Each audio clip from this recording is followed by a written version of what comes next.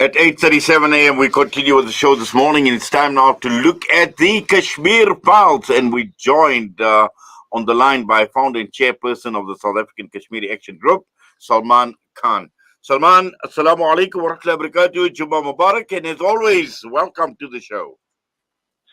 Wa alaikum assalam wa rahmatullahi wa barakatuh. Juma Mubarak to you, Nadbhai, and to the rest of the listener of Salami. Gee, Salman bhai, we're talking about Kashmir, we're Your talking call about has the been placed Kashmir on files. hold. Please wait. Wow. In fact, Salman, are you with us? Yes? Okay, sorry, I just heard a message, a voice saying your call has been put on hold for some reason or the other. No, I'm not But mistake. okay, possibly. Okay, let's talk about the Kashmir files.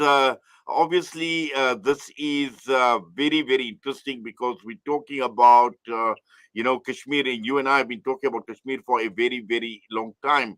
And just to understand the background to the Kashmir files, we know that, the media has now, or the movie industry has basically latched onto Kashmir. And this is the reason why we are talking about this movie.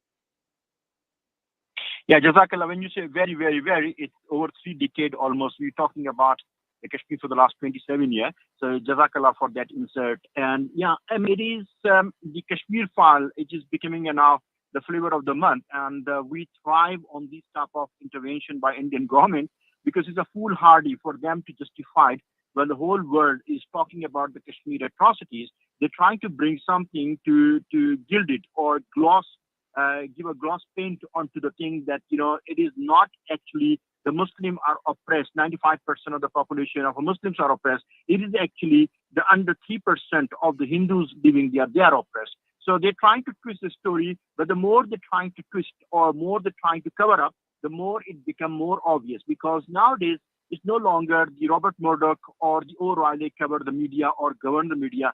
The parallel medias, and thanks to the media like yours, those we talk on the fact. We don't talk about the fabricated fact. So yes, the Kashmir file, they have put $200 million budget to make sure that the movies go out there internationally. And now they're holding the seminars in big universities in Boston and Harvard, everywhere. But it is actually every seminar they hold, there are somebody who will stand up and talk about the Amnesty International report. They talk about the Human Rights Watch report. They talk about many. So I think it has been a backfire. So let me tell you what is the Kashmir file is all about.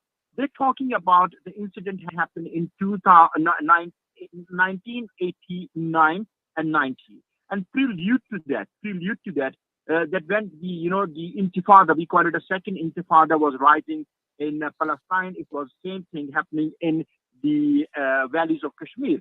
So there was an exodus of the Pandit or Hindus happened, and how it happened.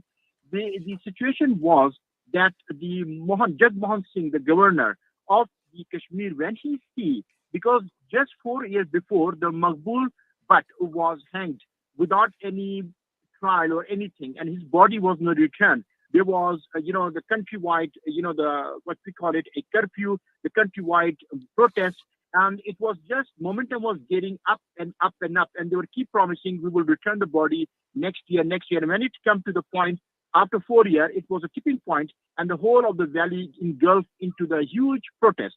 And in that time, the Judge Mohan Singh, the governor who was taking over, he said that if he become a governor, he will make sure that no Muslim will survive, no militant or no freedom fighter will survive. Every corner that you lift the pavement, there will be a dead body of a Muslim. So he asked the Pandit and Hindus to evacuate all the neighborhood where they were Muslims. So then he can go out there and ambush the area so he don't kill the Muslims. So that is the time when the Hindu Pandit start leaving. And that you can go check this verified fact from the British archive, from the news channels of international, BBC, CNN, and every international archive or university will tell you what I'm telling you.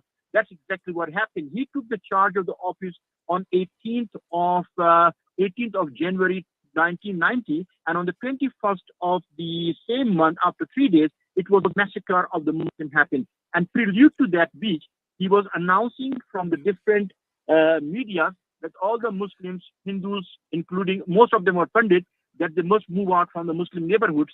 And now they're turning that whole thing. They're saying the Hindus was chased away. No, it was not the Hindus was chased away.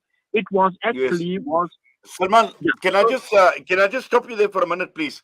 Just yeah. coming back to this Kashmir files, and this is quite interesting because this obviously has been endorsed, been promoted, and even given tax-free status by the BJP. And how they are using the movie industry, the film industry, Bollywood industry to propagate the type of propaganda of the BJP and what it actually stands for, and also looking at some of the people that are involved. And we've been talking about Bollywood for a very, very long time in terms of boycotting Bollywood, because how Bollywood actually encourages prejudice against Muslims. I look at one of the actors in particular, and we know that he's a known hater of Muslims. We're talking about Anupam Kher, who is one of the actors, and we just see how the movie industry has been calling for killing of Muslims, and often provoked by initiatives like movies, the movie industry, and we're talking about the Kashmir files in particular. Yes, yes, you're right. You see, the Bollywood and the Hollywood, that's the Hollywood and Bollywood.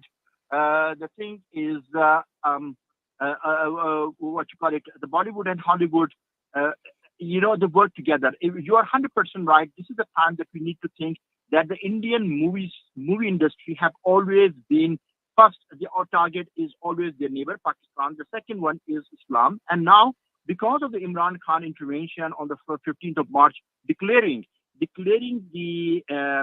day at the United Nations against the Islamophobia and against the any hateful speech against our Prophet.